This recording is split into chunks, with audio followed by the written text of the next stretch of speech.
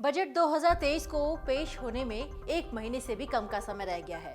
पूरे साल की राजस्व और अन्य आय और खर्चों का अनुमान लगाकर हर साल बजट तैयार किया जाता है। हर साल की तरह इस साल भी बजट को 1 फरवरी 2023 को केंद्रीय वित्त मंत्री निर्मला सीतारमण पेश करेंगी। आज हम आपको बताएंगे कि नई टैक्स दरें पुरानी दरों से कितनी बदल चुकी हैं और इससे आम जनता की जेब पर क्या असर पड़ने वाला है।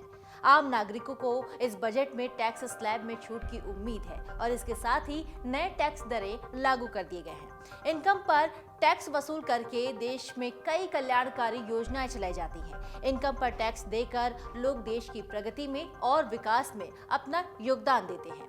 वहीं अगर आपकी इनकम टैक्सेबल है तो इनकम टैक्स स्लैब के हिसाब से उस आय पर टैक्स भी देना पड़ता है और अगर टैक्सेबल इनकम पर कोई टैक्स नहीं भरता तो उस पर कार्रवाई भी की जा सकती है।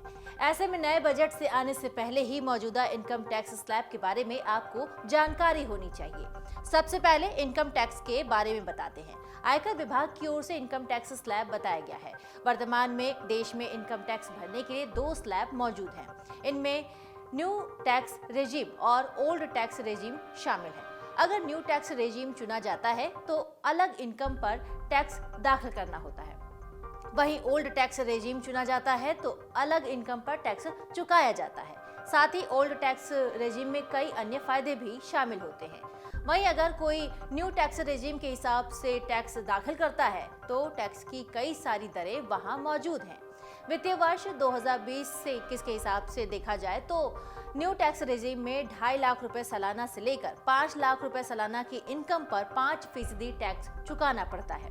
वहीं अगर 5 लाख रुपए सालाना से ज्यादा इनकम है और 7.5 लाख रुपए सालाना इनकम से कम है तो उस पर वित्तीय वर्ष 2020-21 के हिसाब से न्यू टैक्स रेजिम चुनने के बाद 10% का टैक्स लगेगा। वहीं अगर 7.5 लाख रुपए सालाना से ज्यादा और 10 लाख रुपए सालाना तक की इनकम है तो उस पर फाइनेंशियल ईयर 2020-21 के हिसाब से न्यू टैक्स रेजिम चुनने के बाद टैक्स पेयर को 15% का टैक्स चुकाना पड़ता है। भारत में टैक्स स्लैब आजादी के बाद से ही लागू है। स्वतंत्रता के बाद पेश होने वाले पहले बजट से ही आयकर स्लैब के नियम को लागू कर दिया गया था और समय के साथ इस स्लैब में बदलाव भी होते रहते हैं।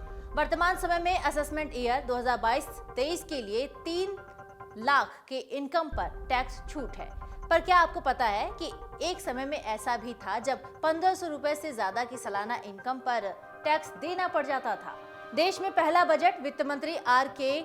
षणमुखम चेट्टी ने 26 नवंबर 1947 को पेश किया था। वहीं भारत के बजट में पहली बार इनकम टैक्स की दरें 1949 से 50 में तय की गई थी। उस समय 1500 रुपए से ज्यादा की सालाना आय वाले लोगों को इनकम टैक्स का भुगतान करना पड़ता था।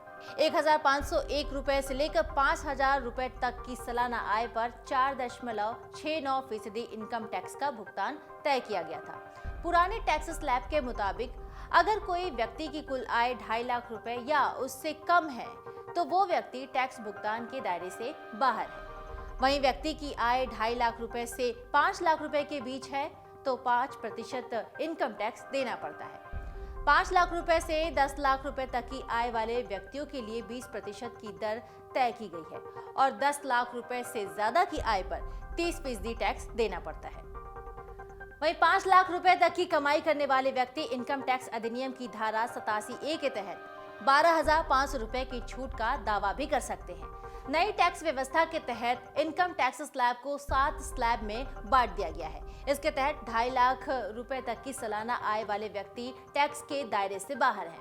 2.5 लाख रुपए से 5 लाख रुपए तक की आय वालों को 5% टैक्स देना पड़ता है, जबकि 5 से 7.5 लाख रुपए की आय पर 10% टैक्स देना होगा। 7.5 से 10 लाख रुपए के बीच की आय पर 15% टैक्स, 10 से 12.5 लाख रुपए तक की आय वालों को 20% टैक्स, 2.5 लाख रुपए से 15 लाख रुपए के बीच वालों को 25% टैक्स देना होता है। 15 लाख रुपए से ऊपर की आय पर 30% टैक्स लगता है। बहरहाल इस बार के बजट में इनकम टैक्स देने वालों के लिए एक अच्छी खबर हो सकती है। सरकार आयकर छूट की सीमा को मौजूदा 2.5 लाख रुपए से बढ़ाकर 5 लाख रुपए कर सकती है। 2023 और 24 के आगामी बजट में सरकार आयकर छूट की सीमा को मौजूदा 2.5 लाख रुपए से बढ़ाकर 5 लाख रुपए करने की संभावना है। डाउनलोड करें अमर उजाला ऐप और पाएं खबरें लगातार।